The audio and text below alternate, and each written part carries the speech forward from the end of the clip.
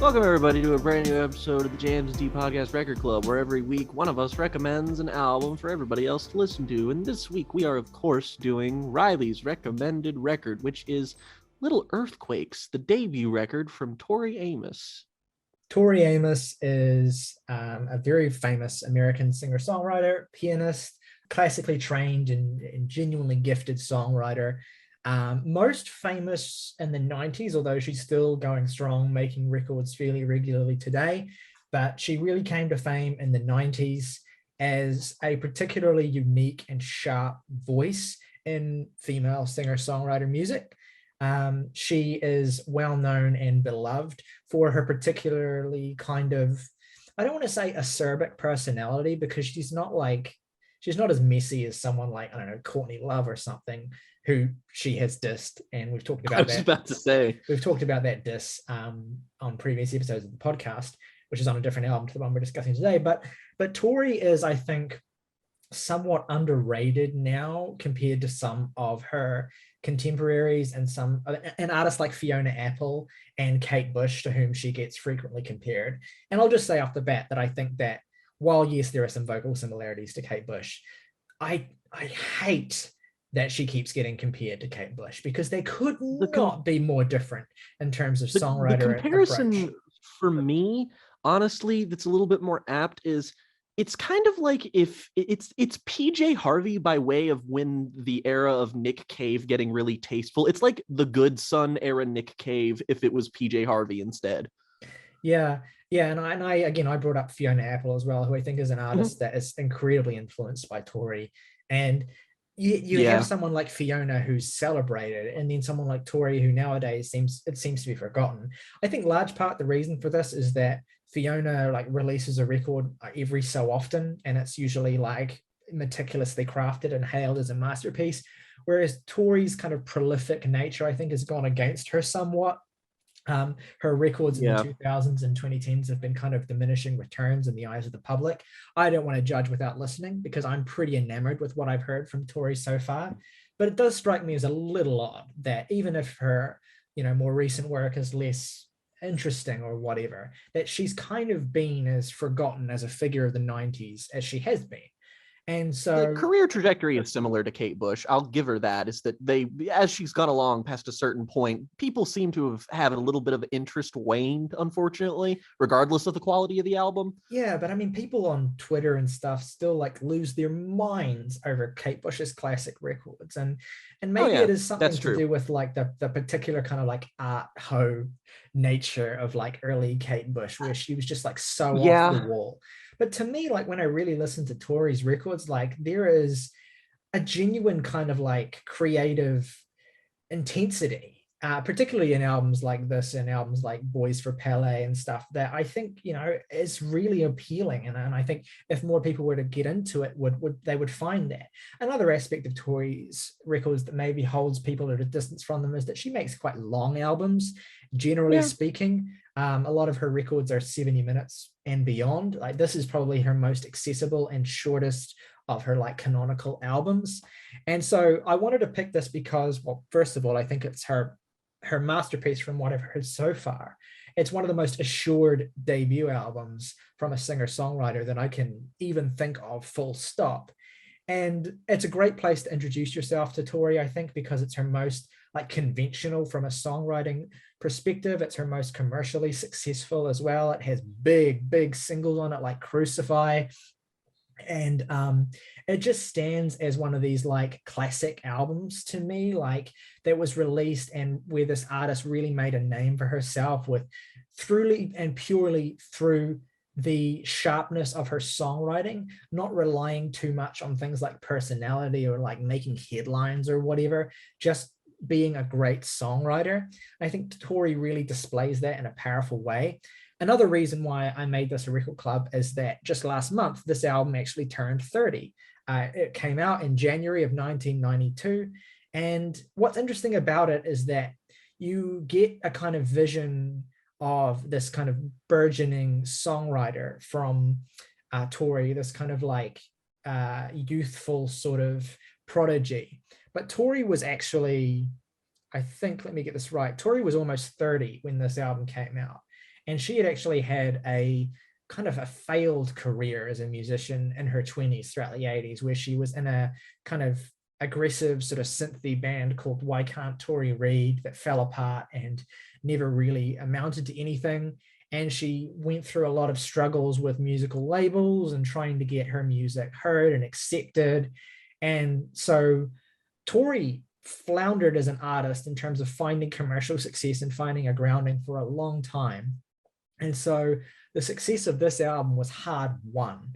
And you can feel, I think, the care and refinement and delicacy that Tori has spent on all of these songs, as well as a particular kind of like ferocious energy that doesn't manifest in like aggressive arrangements as much as just like really stark and kind of vivid vocal performances. And also something that's come to define Tori's sound, how absolutely brilliant she is of a pianist. She writes just about all her songs at the piano, I think, and the role of the piano becomes even more pointed and focused on the next couple of records that she makes. But here it's really displayed quite strongly in some of her most memorable and powerful songs like Silent All These Years, songs like Winter, songs like I Won't Bury the Lead, my favorite song on this album, and probably still my favorite Tori song, which is Mother. You have these tracks that are just piano, they're built around the piano as the forefront of Tori's songwriting. And though she isn't exactly like using it in bold avant-garde ways, she's a powerful performer through this medium. And she's also uniquely talented at coming up with melodies that are just great. Like she's just really good at coming up with fantastic piano melodies and matching them with quite stark lyricism that really sticks with you. So that was my experience encountering this for the first time almost a year ago, actually. And to me, it's only gotten stronger with time and sort of really cemented itself as one of my favorite singer-songwriter albums for all these reasons and more that I'll get into. But Jake, obviously you're much newer to Tori than I am. Obviously you're much newer to this record than I am. I want to hear from you. What was your experience like spending time with this album this week? And what are your general impressions of Tori as someone who's brand new to her music? I do largely agree with you, honestly, when it comes to like how Tori is seen, perceived, and compared to the Kate Bush comparison holds water only really when it comes to voice and vocally. To me, like when it comes to like not just like the sound of her music, but like the topics and emotionality of her music, Kate Bush is always like really high concept and weird and kind of out there. Whereas Tori is very like, the appeal is that she's kind of grounded in like, I don't mean this in a disparaging way, but like edgy, is that like emotionally she's quite ragged and just kind of presents herself as to being this very like broken, worn figure that is like, it's really enrapturing. And like the piano comparison is why I defaulted to sound wise of going to the Good Son era Nick Cave, is where that's when he wrote all of his songs for the piano.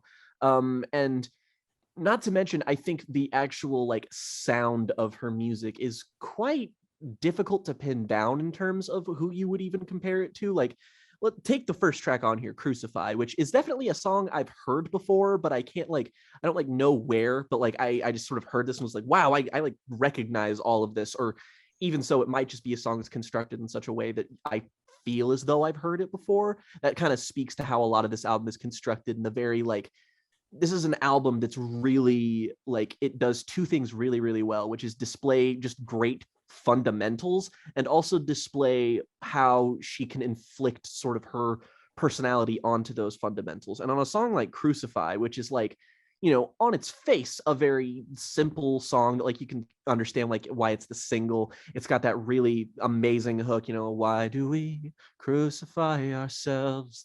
It's like, it's really hooky. It really gets stuck in your head. And it's like it's a great like way to introduce yourself to Tori's sound and music. But it's also a song that's like, it's got these booming enormous drums in the background, this like echoing wood block percussion element in it that's just sort of like accents a lot of the hits and the drums. And it's like pretty much every song is like that. Like again, this is like it's almost a Kate Bush comparison in spirit, is that all of the parts of her sound feel very ornate. They feel very like lush and decorative almost.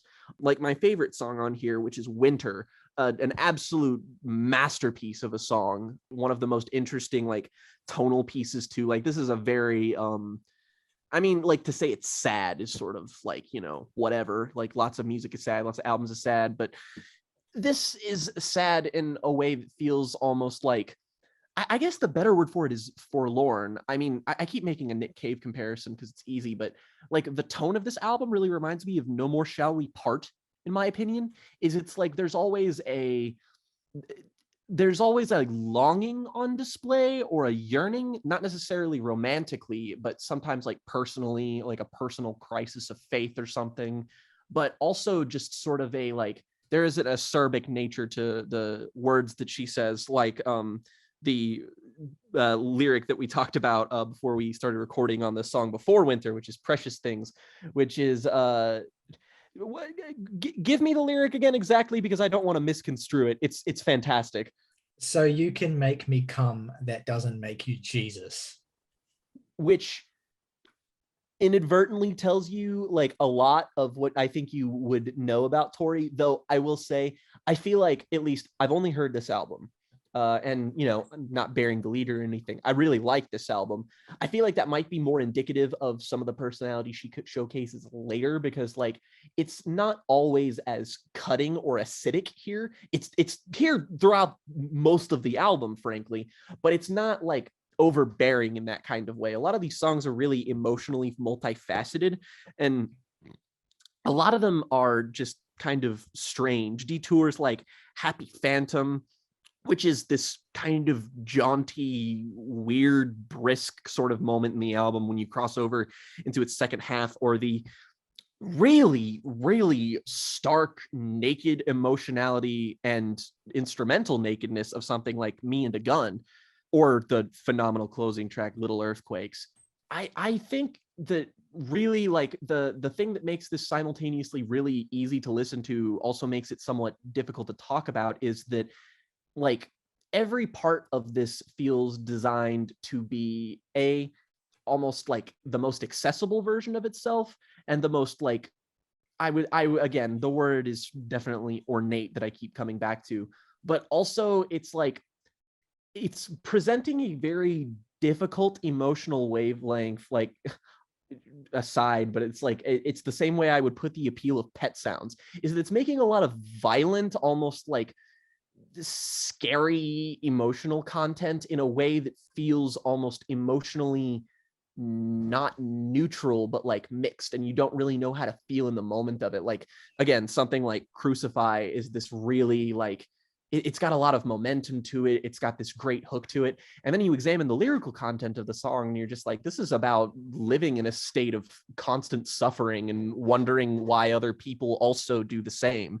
So I'd say that that's sort of the overarching theme of the album, is that the little earthquakes that the album and that song are named after are sort of the small fractured emotionalities that we all contain within, that feel like these earthquakes that feel, enormous to us, but could feel small to others. And as a result, I enjoy this kind of incredibly histrionic, incredibly, I guess, Tori is also very feminine. That's a very big angle to this album. And I don't know if it's her as a whole, but I really like that aspect as well. It feels very integral to her experience as a songwriter. Yeah. And honestly, that's just another, what adds to the sharpness of her music, is that it's sort of a perspective that you don't often get in a lot of music that's like this very specifically. Like this is also something that I need to freely throw up my hands and say, this is not the type of album that I feel like one is best to espouse the virtues and lasting appeal of within a small amount of time. I've given this album 4 listens now. And that said, I really like the album. The only problem I really have with it is that the harder hitting and more lasting appeal moments of Me I feel like it's a little front loaded.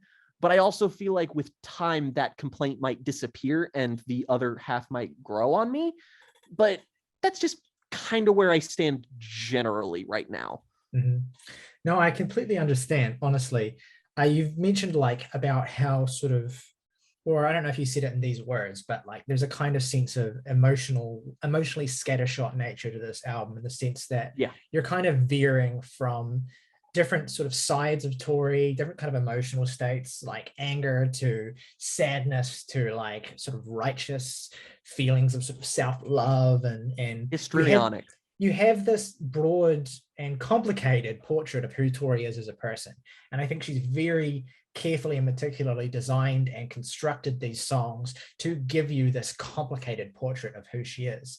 And to me, that's one of the album's greatest strengths, is that you can never quite exactly pin down Tori. You can't box her into a particular kind of female singer-songwriter. Yes. You can't say she's, the vengeful bride woman who's like tearing down all men. She's too vulnerable for that. She has a couple of lines where she has like, these little barbs that stick out, but it's much, much, much more complicated than that.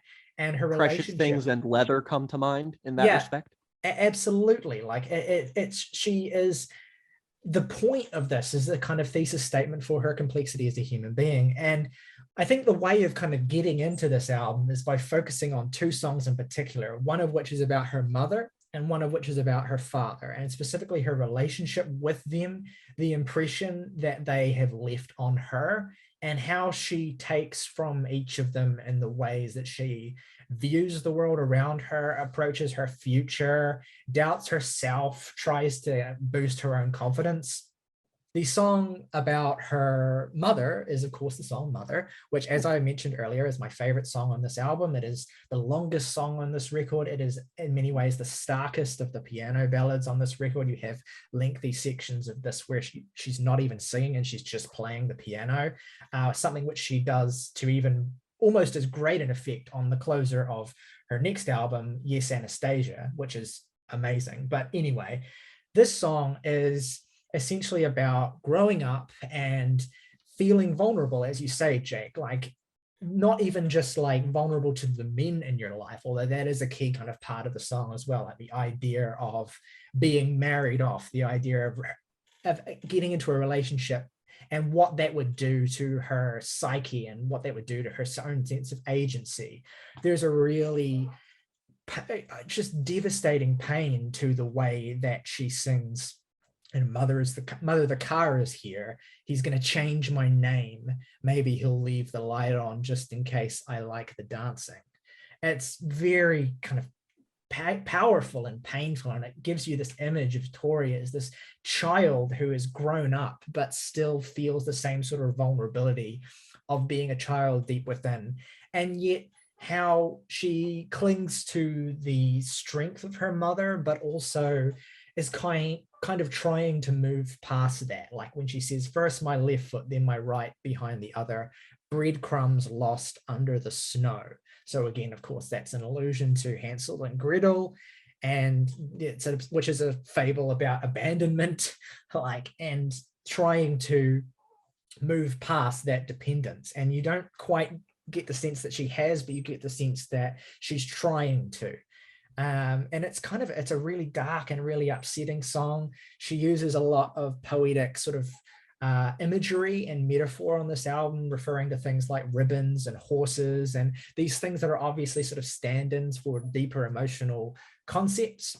And the other song where she talks about a relationship with her parents is Winter, which is specifically about her relationship with her father, and specifically about his encouragement for her to kind of discover herself and learn to love herself and learn to not be sort of terrified of living.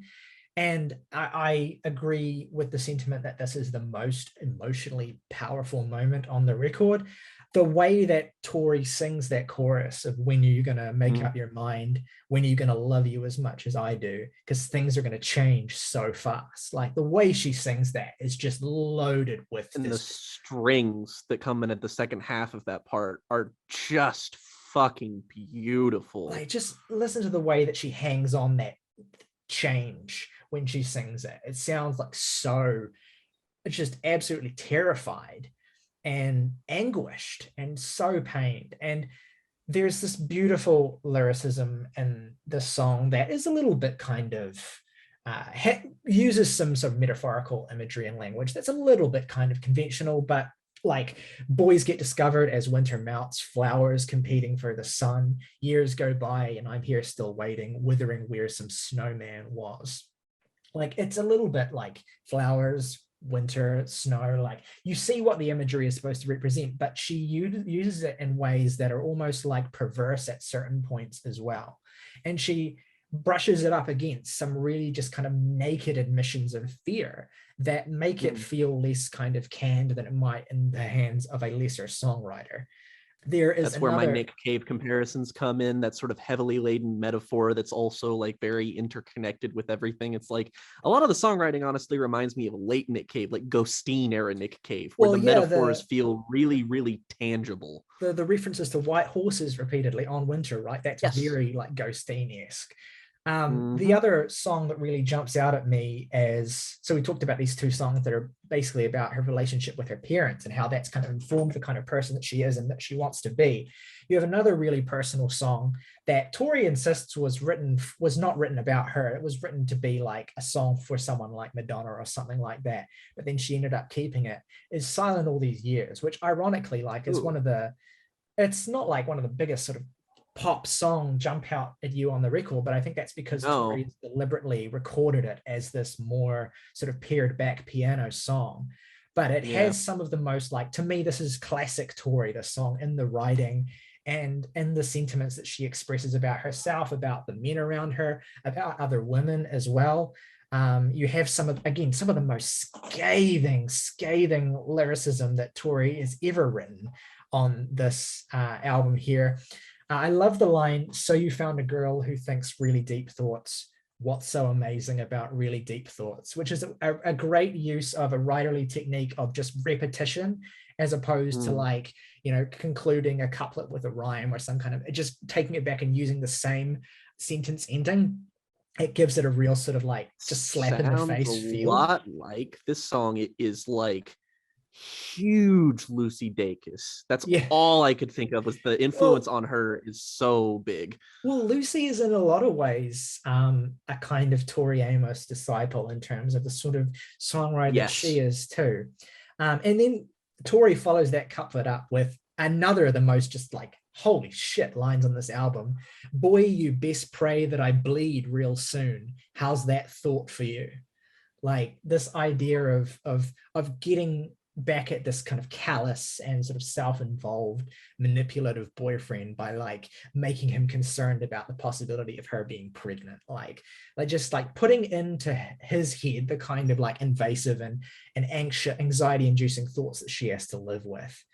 And she has a lot of sort of sarcasm and just sort of like, she says, "Excuse me, but can I be you for a while? My dog won't bite if you sit real still."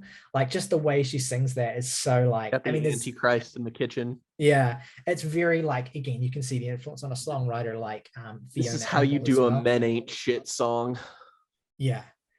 And what specifically gets me about that "dog won't bite if you sit real still" line is there's actually, Tori has confirmed this, a direct reference to the film Deliverance and the specific scene in that movie in which one of the characters in that movie is raped. And and so that brings me to one of the most important songs on this record in terms of what this album is, in terms of Tori's arrival as a songwriter.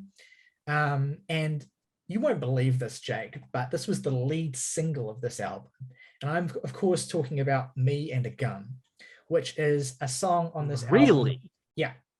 It's a song that features no instrumentation. It's just Tori's voice. It's completely a cappella. And it is describing in quite graphic and vivid detail an hours-long rape that Tori experienced at the hands of a stranger who she gave a lift home to, who saw her singing, essentially. So this traumatic event is also like deeply tied into her identity as a singer as well, because it was ostensibly someone who presented themselves as a fan of her music.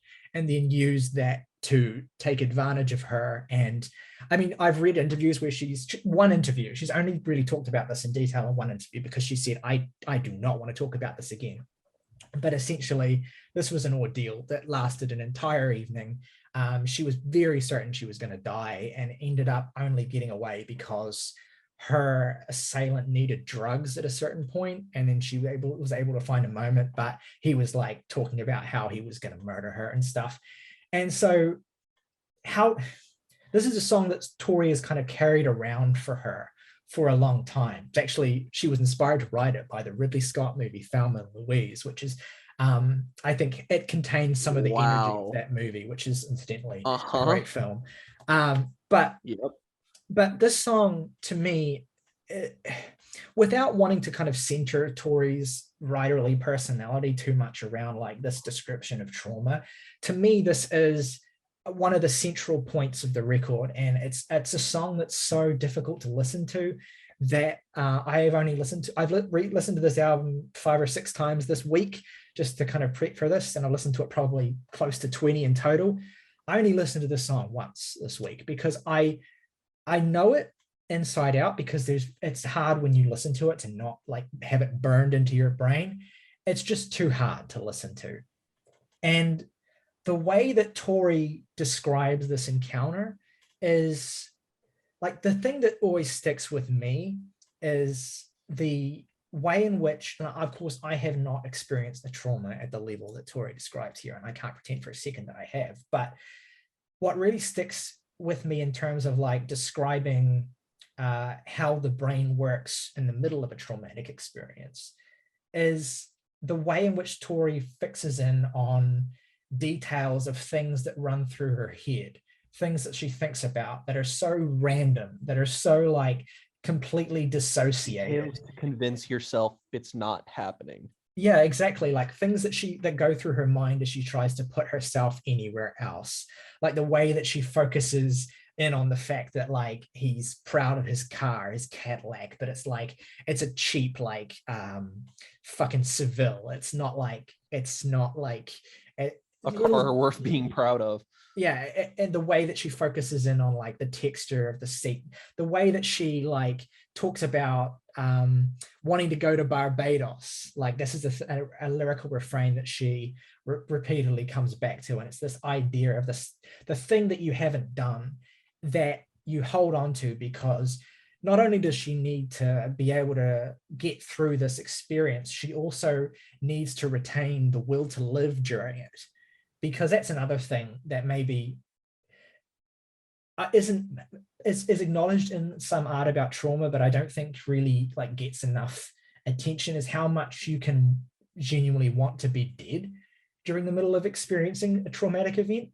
And like that's something that Tori really foregrounds, is that how desperately she's trying to not want to be dead by hanging on to this idea of going to Barbados.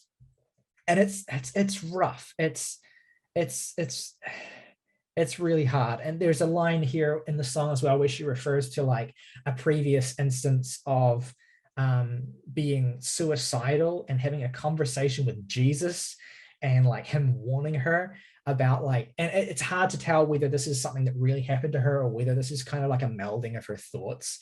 But it's really tough. And I don't think I can talk about it anymore, but I really, I wasn't even technically sure that's what the song was about, honestly, just because of how laden with detail and metaphor it is. Like I was certain that it was alluding to a past trauma at the hands of a man, but like the way she speaks about stuff like this on the album, it could be kind of anything.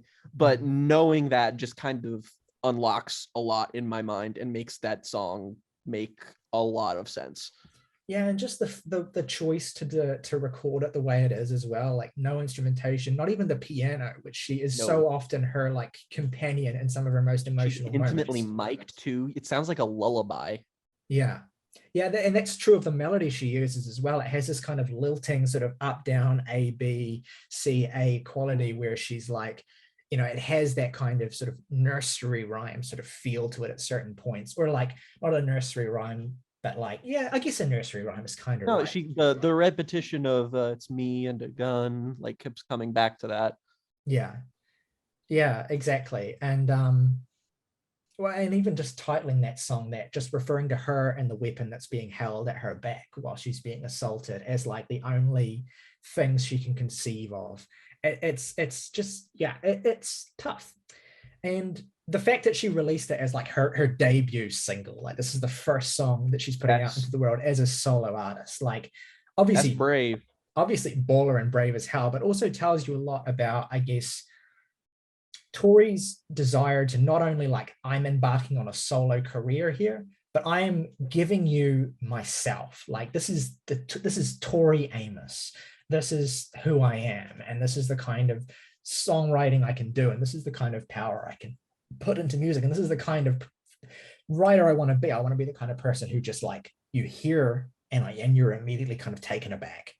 You know, not to project like Tori's intentions onto her too much, but I believe like some desire to like really get people's attention is a big part of doing this. And also the fact that It's she her had a lot of first these, album. Like, yeah, and she I had a think lot of that's these songs in her notable. back pocket for a while and couldn't get signed to a label to release them. So there's this sense of like, you know, anticipation.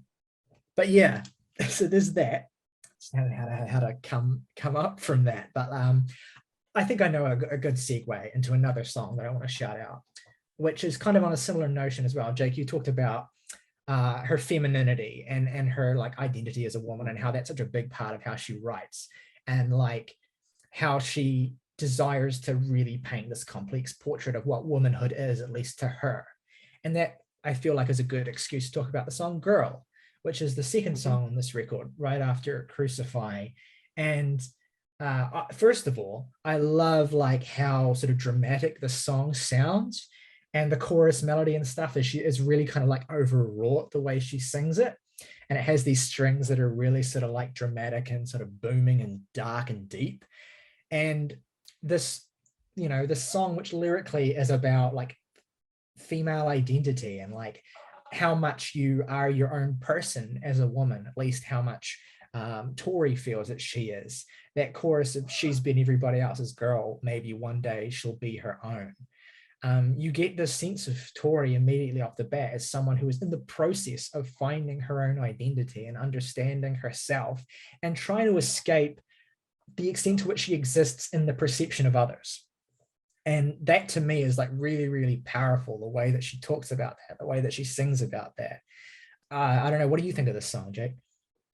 Honestly, like this is probably definitely in the upper half for me. It's a lot of it has to do with those strings that you mentioned that it really just accentuate that sort of, you know, the part of the song where she, you know, everybody else's girl, that part. It's like that part is very like art poppy in a way that like some parts of this album kind of are. Like I feel like that somebody, maybe an influence that Tori created, or at least someone who takes influence from Tori that's not totally obvious, is this kind of reads as very Bjorky to me. Like just the sort of up tempo-ness of it and the sprightliness of it, but it's not like a lightweight kind of song. And I also think that to a degree, it's like you can't really tell if this is like an embrace of femininity or a rejection of it, or whether or not it's the embracing of her own kind of femininity or other people's kind of femininity. It's like it's simultaneously both and neither, and that just kind of goes to show what a phenomenal lyricist she is. It's like none of this ever reads as like vague, is that just the way that she's putting all of it has a certain malleability to it that makes it like really obvious that she was like, she had these songs in her back pocket, like you said, and that she was a musician before this. It's just like nobody can be this good right out of the gate, you know? Like I just, that kind of shit is insane. Yeah. And it's also just really detailed with lots of really good instrumental details. Eventually it just becomes this like collage of vocal harmonies looping in on themselves, like a tambourine in the background, and that part's really fucking awesome. But like, yeah, this is an early album highlight for me. Yeah, I'm glad you agree. Like one of the things I love about it is that Tori said that it was originally composed on a really detuned piano. So like the keys were all sort of like really, really off, and it sounded really, really wonky, and then sort of transposed. And I think that's where you get some of the kind of weird sort of chord choices and sort of sounds and tonalities that the song has, that kind of eeriness that it has. And I love that Tori leans into that. I think that's something that does make her comparable to an artist like Kate Bush, or to an artist like Björk, who incidentally didn't release her debut record until the year after this one. So yeah, so Tori was kind of really like signaling a decade that would come, it would be dominated in a lot of ways by these sort of singer-songwriters like Björk and like Fiona Apple. But I love women that really owned their sound, you know, like this was sort of the wave of like, you know, not to imply that there weren't any before this or anything, but I feel like this is sort of an initiation of the wave of like, at least in the public's perception of just like women as like musicians that can have these like genius minds that they've always thought of men as having, that they never really gave much thought to in the world of music. It's just like you have these people like Björk, these people like Tori, and they just kind of show up as these fully formed musical geniuses who are just gonna like crank out like immediately something that's just like, hey, pay attention to me and what I have to say and the way that I'm saying it. Yeah, and a big precursor as well to when this sort of stuff hit the mainstream with Alanis Morissette in 1995 as well. Like that, when Jagged Little Pill came out, that album was huge, a number of incredibly huge singles, and you can trace the seeds of the rising popularity of that to an artist like Tori. I mean, I'm not saying she was the first necessarily, but she's definitely a precursor, at least among this 90s alt sort of rock, sort of alt singer-songwriter group of people. And Björk and Tori like coming to some success with certain songs, like I think Tori's most successful song is a song called Cornflake Girl, which is on her second album Under the Pink, and is an amazing song, by the way. And that was like a big hit for her as well. And Björk came in and had early hits as well with songs like Army of Me and stuff. And so, yeah, you had these kind of the alt girls sort of paving the way for this to hit the mainstream with artists like Alanis Morissette and like, I don't know, Shania Twain even later on or whatever. Like they would be more sort of like boxed in and maybe sort of slightly two-dimensional versions of this particular kind of artist, but they would be the natural progression. And yeah, and that's another reason why I'm a little bit mad that no one talks about Tori Amos anymore, but whatever. It's like a name that people know is related to music, but nobody's like, you know, heard Little Earthquakes, you know? Yeah, exactly. So for all of the sort of ugliness or like, I guess, eeriness that Tori can lean into, or like production decisions that are sort of a bit discomforting at first anyway, there's also like Tori has the capacity for immense beauty on this album as well. Another sort of mid-album standout for me is the song China, which has these just utterly lush and just delicious string parts. And it's not like one of the absolute best songs in the album. And the Great Wall sort of metaphor that she uses in it, it's a little bit kind of like, you can do a little bit better than that, Tori. But I barely care when she is like using her voice in the way that she does here. And she's really like letting you kind of relax in this luxurious arrangement. It's quite a beautiful sort of stark moment that the record gives you in between some of its more sort of irreverent or like punchier cuts like Happy Phantom and Leather, which are probably like the two least essential songs on the album, but do have some really nice vocal melodies. I do particularly like the "Oh God, could it be the weather" in Leather. I just like the way that she sings that. And another little moment that I love on this album is in that song Leather, where she's like, "I almost ran over an angel. He had a nice big fat cigar." And she does this little voice that gives you this impression of this like Looney Tunes Porky Pig sort of like character that is just a little detail that speaks to the kind of like the fact that she's not all like doom and gloom. She actually has a really strong sense of humor about herself and about her songwriting that, again, I think is a little underappreciated. And Weather is China, like, it has a very like hopeful tone about it, you know, like honestly, like not to like denigrate it to just this, but it's like it feels like a song that would be out of place in like a Disney movie or something, like from the sound of it and the size of it. It's like an enormous kind of like, you know, longing ballad, and it has a lot of like appeal that a lot of this album like is very, singer-songwriter-y, kind of arty stuff, whereas this is something that I feel like maybe people at large could have like grasped onto a little bit easier just because the appeal is wider. I kind of talked about it a little bit before and sort of just steamrolled through it, but I'd love to hear what you think of Mother, my favorite song on this record, and what you think of the whole thing that I brought up about like Tori's sort of speaking to her, not even necessarily her parents, but like this kind of feminine or masculine energy and Mother and Winter, and like how those songs make you feel. It kind of ends up being sort of a retread of my thoughts on Girl, honestly, is that it's all about the malleability of the writing, where all of these interrogations come from an honest place that you can sort of pinpoint the questions that she's asking and the themes that she's interrogating, but without being hyper specific about any of them in a way that lends them a bit of depth that I think is incredibly unique to people like Tori. I guess the word I'm looking for with this song in terms of the energy it displays is kind of dynamic. It's sort of like there's just so many moments in this song where it just kind of starts and stops and keeps going in terms of like the tempo and speed at which the instrumental is happening, or even with what the lyrics are delivered. It's kind of got one of her most like fragile vocal performances. Is that part of it is just like you feel they're really like rushed and heavy, but they also feel really like timid almost, in a way that they don't always feel across the album. That feels like, it sort of lends this song a little bit more of, that the standout quality that it has in sort of the second half of the album. And then we get to Tear in Your Hand, which is like, I'll be upfront. Like the last four songs of this record are my favorite songs on this album. It's just the stretch that appeals to me the most.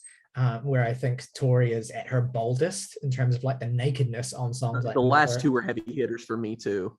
In terms of like the nakedness on songs like Mother and Me and a Gun, and then you have between them these like giant pieces of like really instrumentally fulsome and quite sort of like eclectic and sort of idiosyncratic songs, like Tear in Your Hand, for instance.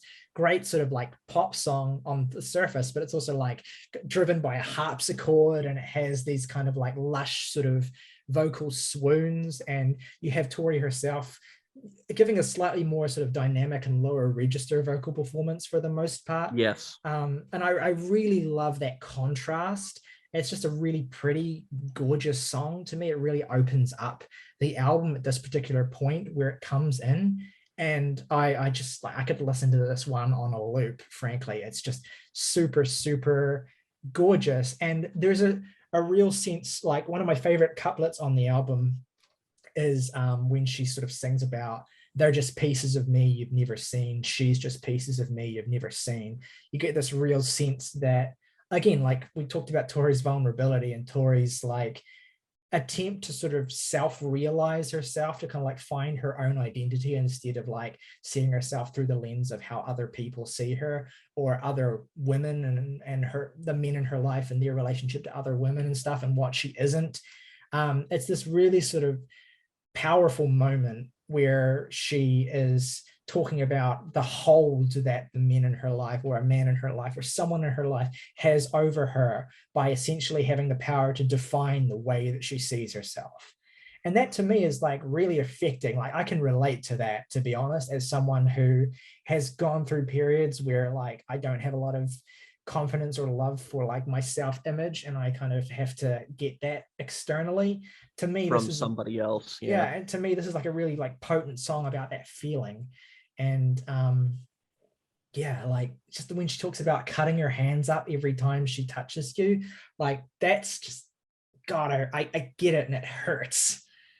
I feel like the song also even goes a little bit beyond that, and it's sort of like the damage that kind of attitude can hold over you when you are in a relationship where someone doesn't hold power over you. It's because, like, the scars from those cuts on your hands are still there, so it makes you more reluctant to accept the love from somebody who's more giving and more like the damage is as multifaceted as Tori is. And then you get the closing track, Little Earthquakes, which I think nicely mirrors the opening track in terms of like being the other like big momentous song of the album musically, in terms of just like bells and whistles and everything, all the stops kind of being pulled out.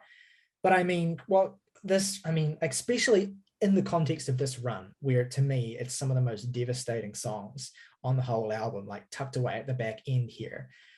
This really fucks me up, this song. Like you've talked about the notion of the title of the album and what that refers to. I think you described it beautifully as these like little, confrontations or conflicts or little aspects of, interacting with people around you that just kind of like microaggressions, if you want, like little things that kind of just mount up and just tear you away.